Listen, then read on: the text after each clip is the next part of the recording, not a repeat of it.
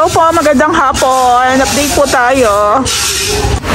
Isingit ko nga lang po pala, thank you nga po pala kay Ma'am MJ tsaka kay Sir Ben sa binigay niya sa team na tagpa 5 kilos na bigas. Ayan po ma'am, thank you po. Merry Christmas! Matutuwa po yung team namin neto. Ayan po, thank you po sa biyaya. Ayuda Bells. God bless po. So, yung isang unit po na ginagawa namin doon is patapos na. Ito naman po is tatapusin pa lang. Ayan. So, hi vlog. Ayan. Merienda muna.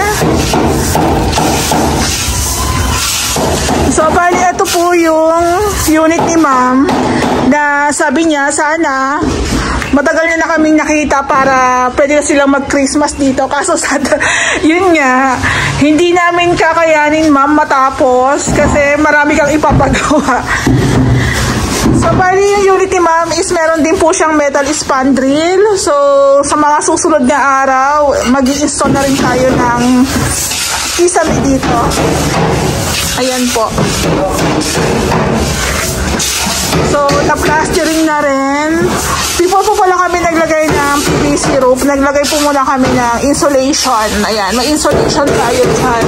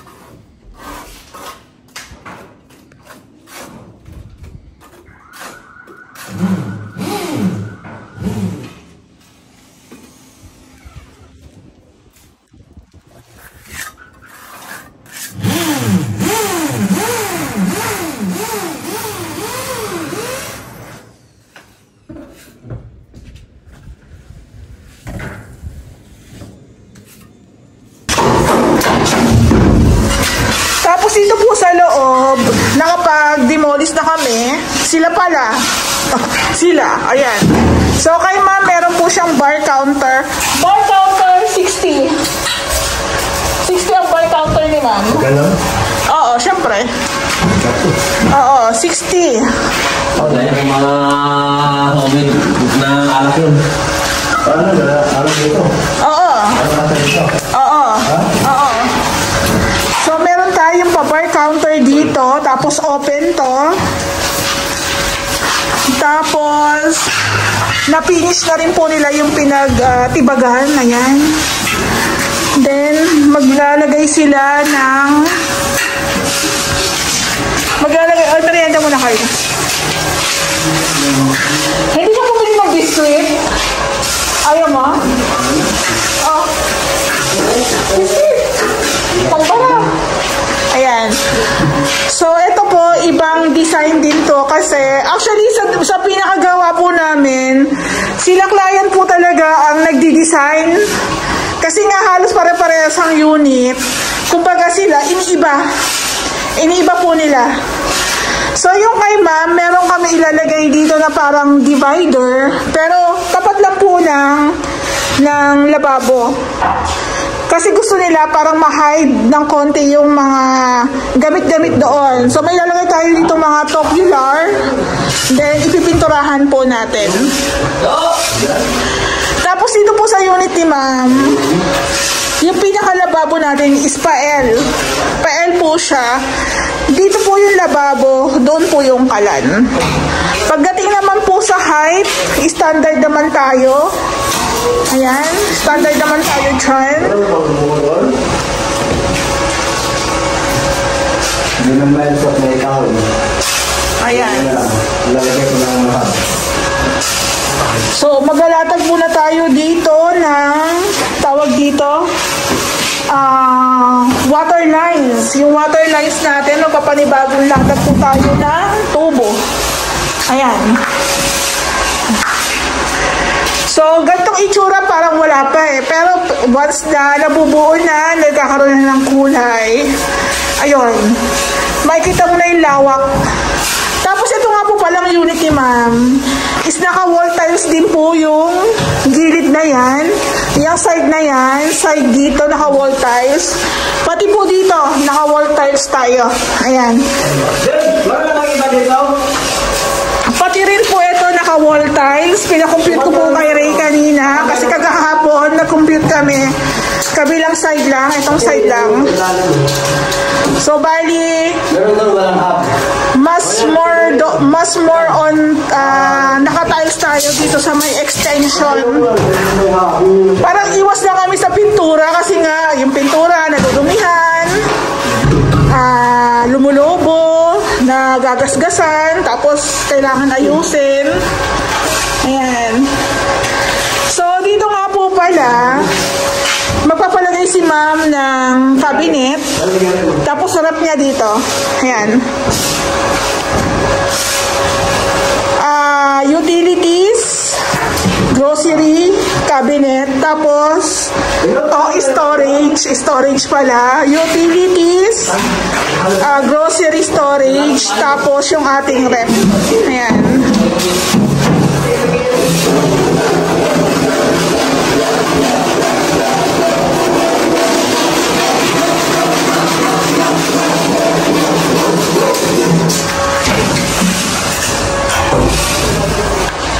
So, pali po dito sa taas.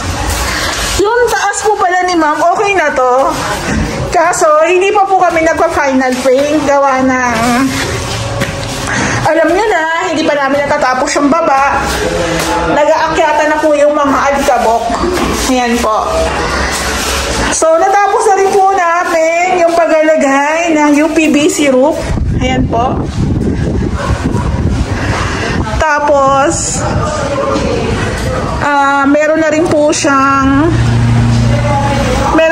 siyang Bulkasil. May flashing na rin po yan. Pero ito po is pipinturahan po natin yan pipinturahan po natin yan. Yan. Tapos meron din po tayong inside gutter dyan. Ayan.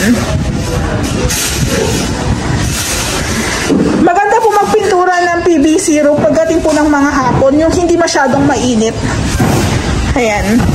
So again, bawal po kasi ang yero, bawal po kasi ang long span.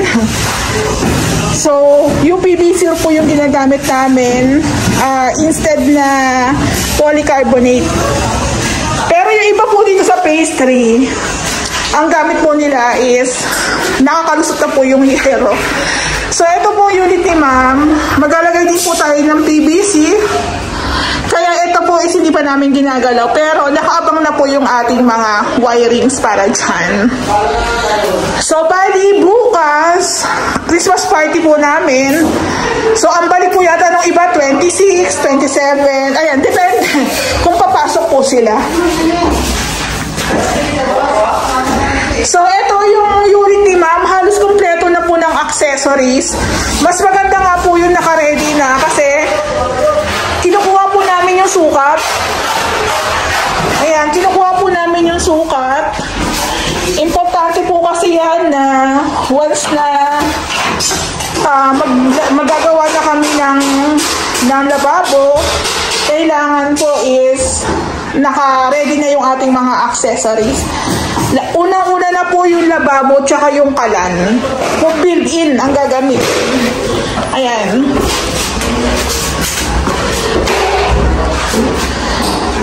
So, abangan nyo po. Ang dalawa lang ang kulay dito white tsaka brown. Ayan. So, hindi tayo masyadong mahihirapan. Madaling-madali lang po yan. Huli-huli po talaga ang ating painting works at saka po yung ating mga cabinets. So, you see ma'am, sa dalawang kwarto niya may cabinets po yan. Ayan po. Yung CR, nagalaw na rin po namin yan. Ito po ililipat.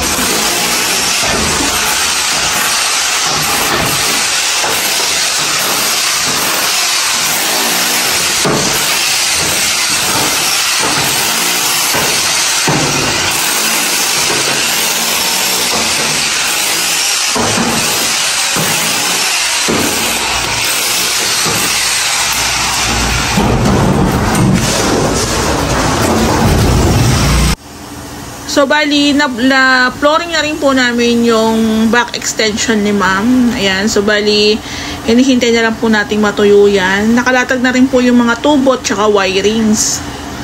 So, bali, sa loob po kami naghahalo ng semento. Again, bawal po kasi sa labas. So, ayan. Medyo marami kasi para sa flooring natin yan dito sa loob.